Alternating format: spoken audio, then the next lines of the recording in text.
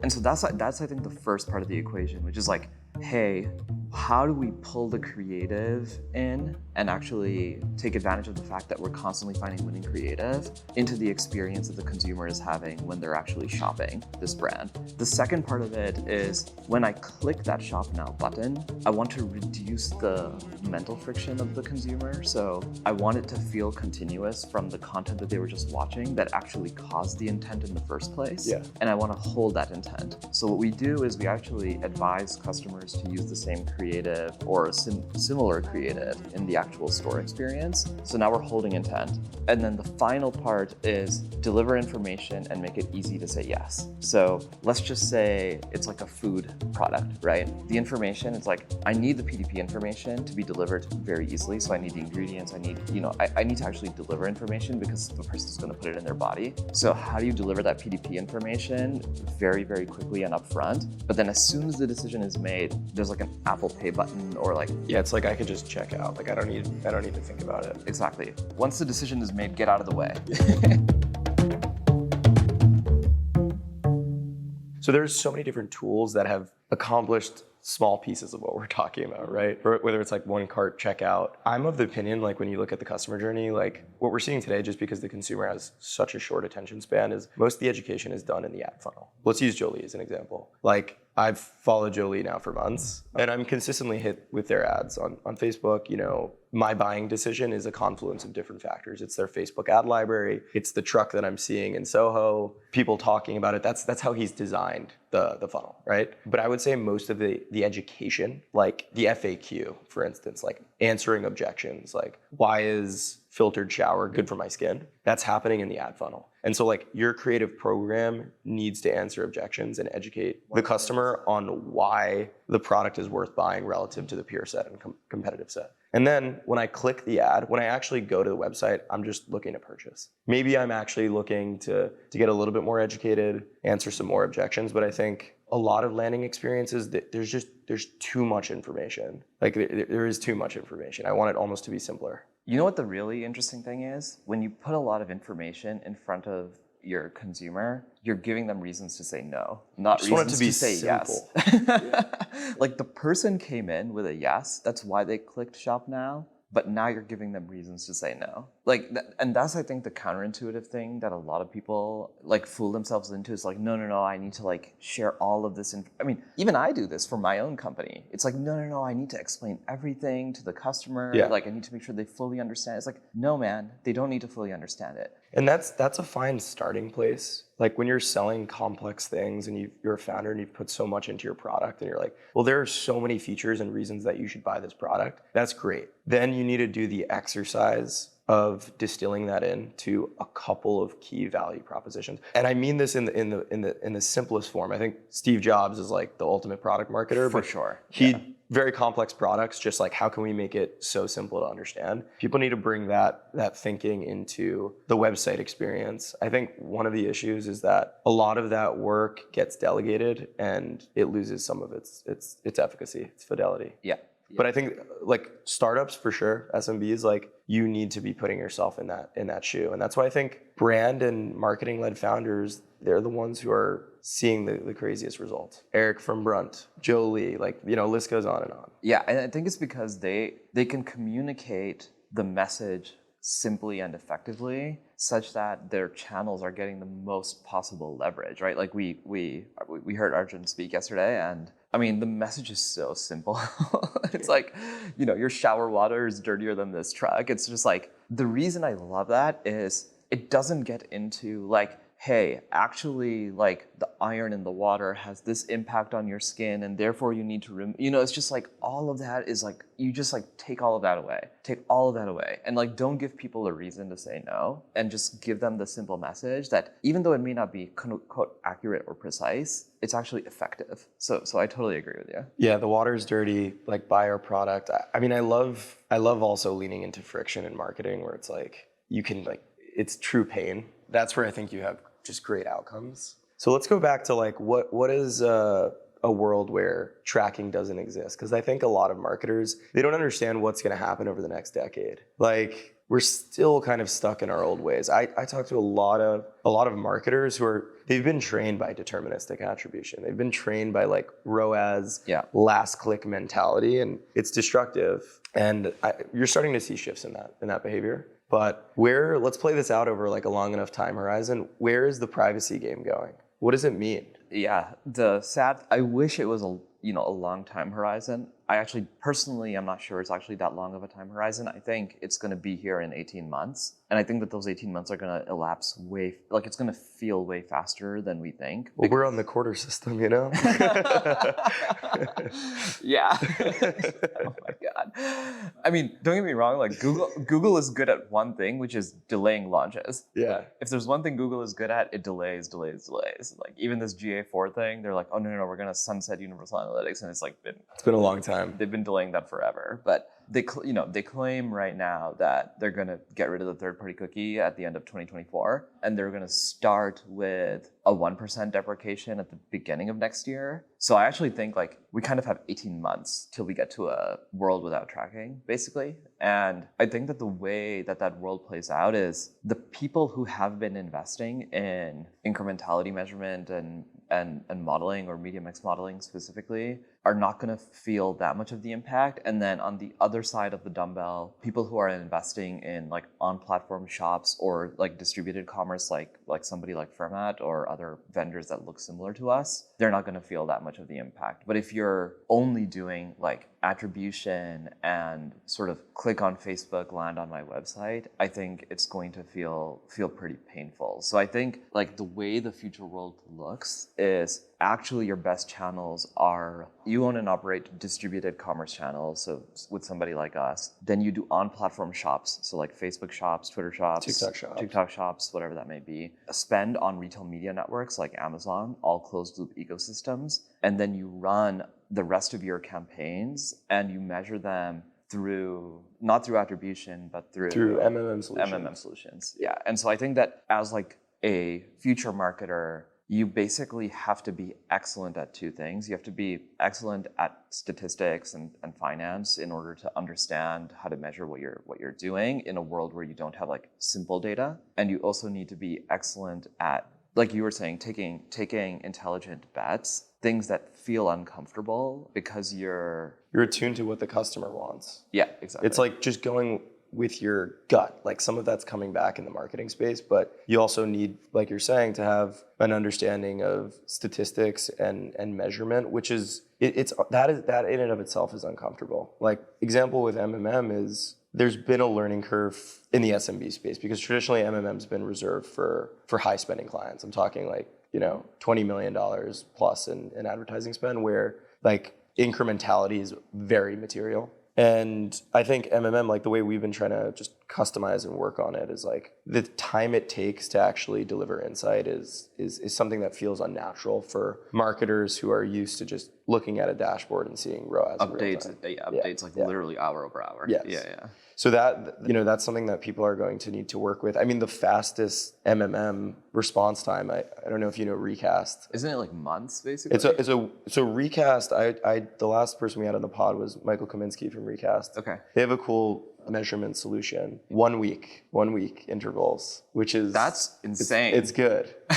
But that's pretty still good for MMM. But for a marketer, they're like 1 week, like what? Yeah, I think it's tough because actually the marketer needs to have the alignment of their like CEO and CFO that's okay. You know what I mean? So I think that's fine. I think that's okay. I think CEO and CFO are willing to place trust in the marketing function. I think there's a lot of pressure though on CMOs. So a lot of the trepidation and insecurity and like, just for lack of a better word, is coming from the fact that there is so much pressure and they're forced to do things that they used to, not have to do. Like have a lot more financially centered conversations, talk about EBITDA, the list goes on and on. And so that forces pressure on a CMO who's traditionally maybe a brand marketer who likes to talk, about the look and feel of the brand, that gut reaction or branded top of funnel experiences. And, it's just forcing them to be a little bit more well-rounded.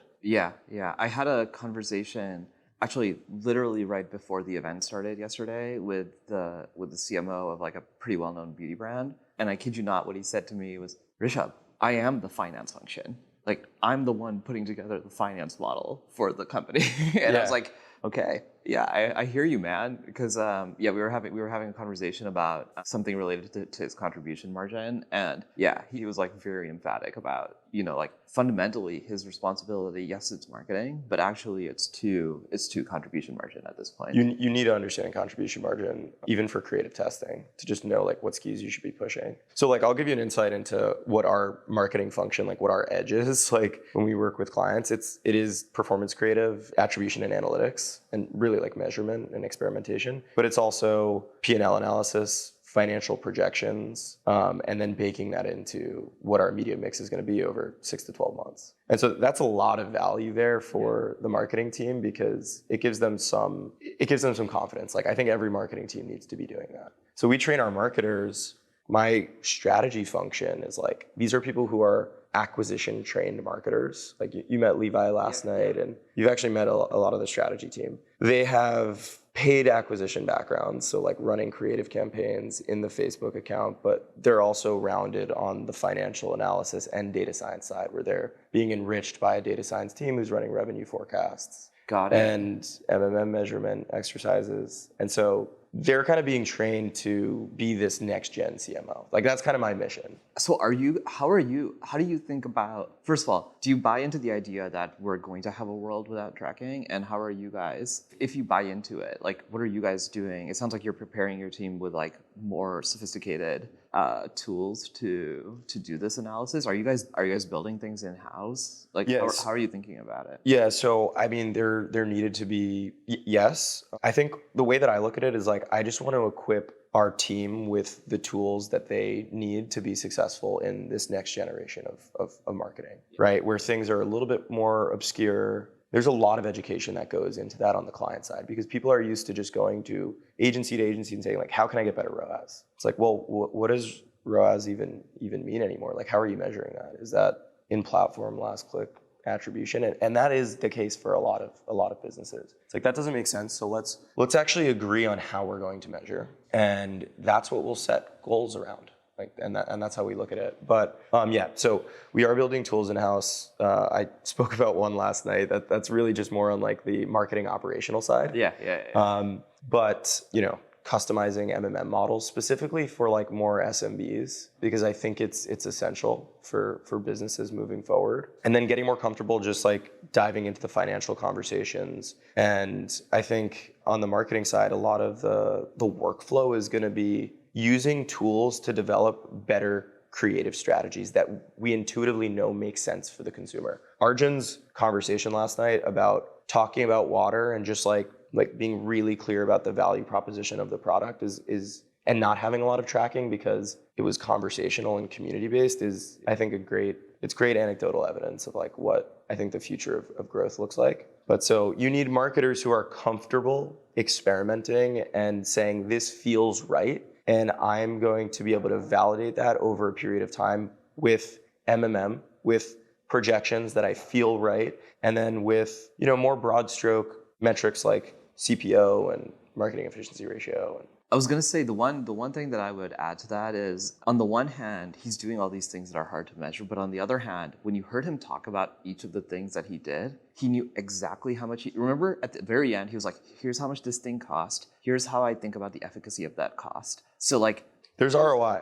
There's ROI on everything, and exactly. they're being very deliberate about it. Exactly. So I don't want to share that like, hey, I think it's like okay to just like spend money and not know like what you're on getting. like, yeah, exactly, and not know what you're getting. He knew the exact dollar and cent of every single one of those experiments. Yeah. He had a very clear heuristic for what is the way that I am actually getting something out of it. I bet you he knows the exact like to the millicent, of like how much each of those pieces of content that he got from UGC cost him. He probably knows exactly the number of like items that he has gifted, the number of pieces of content he's gotten out of it. You know what I mean? It's like, on the one hand, I think it's like actually very high sophistication to be at that level. For sure. You have to have high confidence. Exactly. Like you have to have high confidence. You have guardrails. You're like, this is my budget quarterly, and what's going to make sense to get people to buy this product? And that's how people used to think too, you know? Yeah, yeah. Pre-tracking. Like, Yeah, before they got spoiled with cookies. exactly. And this goes into Jono's conversation too, because it just became, there was like not enough friction, you know? It was just easy to pour money into the channel and just be like, all right, we're going to grow. And that's bull market vibes, you know? Actually, Eric, I was talking to Eric about this. Eric Seifert, he has a podcast called Mobile and a blog called Mobile Dev Memo. That's how we met. Yeah, exactly. Yeah. So I was talking to Eric about this, and he was just like, "Man, Facebook spoiled the marketing function." Yeah. It's just like basically you used to have people who were like very financially aware, very statistically aware up until like 2014, and then Facebook tools got so good that like literally all you needed was people to like load creatives and a dollar value into an interface and then just hang out. You're running. Yeah. I mean, couple that with the fact that you could be really early on that. Like a lot of percentage of media, like just in aggregate in the US economy at least, was with customers who were unsure about digital. Like that was a thing for a while. Totally. And so you had, you know, D2C darlings who were just like, screw it, gonna take advantage here, gonna get in early. And you also you have just full deterministic tracking. Just, you know, that was a time. Yeah, it's rough because some of those D2C businesses, like what we learned over time was like actually they just sold one product and then there was nothing to do after that. And so as soon as acquisition costs went up, those businesses were no longer viable. Yeah. I mean, just look at public valuations of direct-to-consumer companies. They're getting crushed. But the ones that actually had like very excellent LTVs, those ones actually still had very high durability. Like, I mean, whether we like to admit it or not, Uber grew because they just spent an incredible amount of money on Facebook ads. So, yeah. and promotions, right? So it's like they spent incredible dollars on acquisition, but the LTV was there. So it was actually kind of okay in the longer run. So where do you think the ecosystem is moving? Obviously, we've talked about tracking, measurement, like what marketers should be doing, but let's look at it from a macro perspective. So we were at Torch Capital last night. Yeah. That's a traditional consumer fund. And there's going to be less venture capital in the space.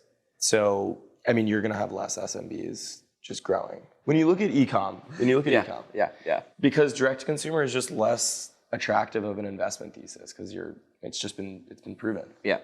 And that might be for better or for worse, right? But that has a lot to do with what we just said with like ATT changes are a negative for small businesses. These are all tied together. So I'm curious to get your perspective on where you see the state of, let's just relegate it to direct to consumer. Yeah.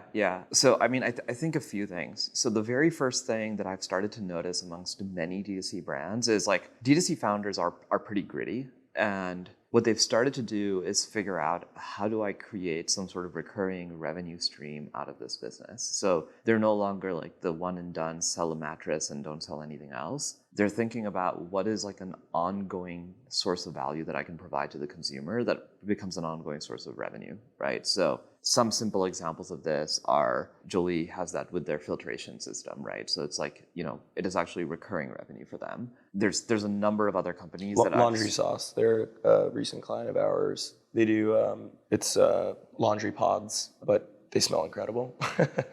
That's unusual for laundry. Laundry for me always like smells the same. It smells like, you know, it smells like a laundromat. Yeah, no, they have some interesting scents, and it's just it's a great recurring revenue business, and they're scaling like crazy. They've just unlocked scale on Facebook, and it's one of those other, you know, interesting stories. But again, recurring revenue just baked into the product. They chose an interesting product category, not a lot of competition. So I think that like a lot of D2C products, what we'll start to see is how do we attach recurring value to this product? So I think that's going to be a major shift. One born out of need, but I think it'll be super interesting. I think the other major shift that'll happen is you'll start to see way more community-based marketing.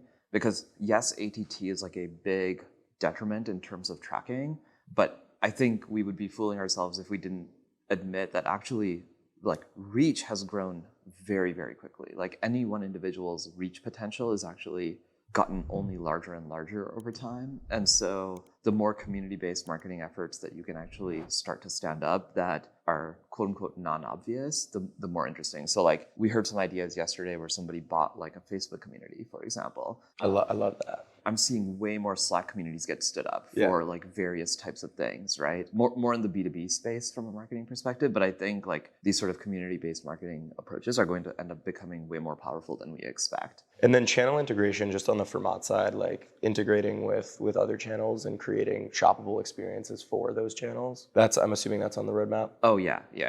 I think for us, the nice thing about like the way that we have built our technology suite is it's actually e-commerce is where we're starting, and then it'll actually expand past that. Yeah, it should. Like you can work with a variety of different industries. It's like the pain right now is just it's severe on e-com. Exactly right. And so like for us, we're going to end up becoming like vertical agnostic and also like platform agnostic, and just be able to deliver content native, wherever you're experiencing that content native shopping experiences for that individual and for that brand, right? And so for us, I feel good about being able to be very effective on the brand's behalf in this like highly distributed, non-deterministic world. But I think that generally speaking, we're going to end up with, greater distribution and lower determinism. On the marketer side, so I asked you this kind of when you came in today, like how is the platform working so well?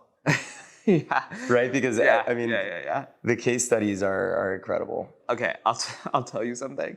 So I've gotten asked this multiple times. I've gotten asked like, are the numbers real? And I always say the numbers are not, they're actually fake. Like we're lying, but we're lying. Our marketing is it's fake. It wouldn't be the first time. But we're lying on the negative. So like we're actually understating the real numbers. Because the actual numbers they're too hard to believe. They're too hard to believe. And so people think that we're just like scammy marketers who don't know how to market if we tell the truth. And we have done a lot of technology work to really remove friction once intent is created. So like, our average load time for any of our experiences is like 500 milliseconds. And if you compare that to most brands' websites, it's probably a 3 to 5x improvement. We can pull the checkout to any location inside of that experience. So we can pull it all the way up to like within the video content. We can pull it into the PDP, into the it doesn't matter.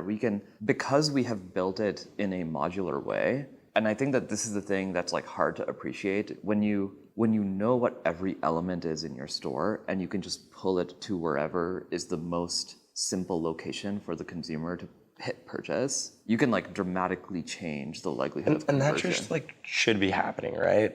For me, I'm like, sometimes there's a quick rate of change in e-commerce, like a lot of technology being built, but it's 2023, And I was talking to, I don't know if you know Sam Blumenthal. He has a startup called Banter that we actually invested in, focused on community. We were talking about how the website experience has remained the same for the past 20 years. And there's no reason for that. Not only is there no reason for that, have you listened to the Mark Andreessen podcast with Lex?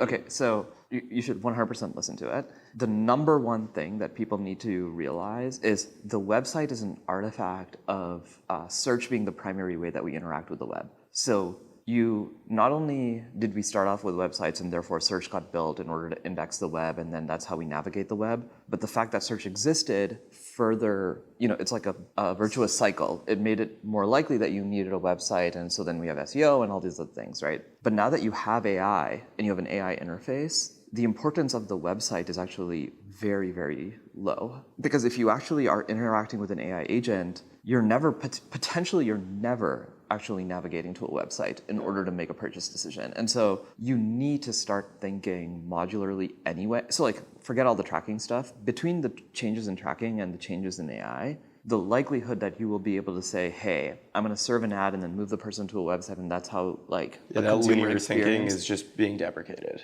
The likelihood that that's our future is just like it's like so small. Let's play that out though. Okay, so generative AI tools are just becoming a more normal part of the way that like we query and discover things. How does that change the buying experience, like from a brand perspective? Like how should you be preparing for that? So I'll give you like the simplest example. So let's just say right now I'm gonna try to buy a mic right, for a podcast. What's going to end up happening is I'm just going to enter into some sort of agent interface, like, hey, here's roughly what I am trying to accomplish. I just want to buy a mic that'll make sure that... Yeah, like get me a good mic. Yeah, exactly. Get me a good mic. Here are my constraints. And it'll say like, hey, here are 3 options. And then I'll be like, okay, like here's how I make my buying decisions. Or it will have already learned how I make my buying decisions and serve me all of the relevant information. And so that's like search-based buying, right? So that's like sort of what the future version of Amazon will look like, utility-based buying, search-based buying.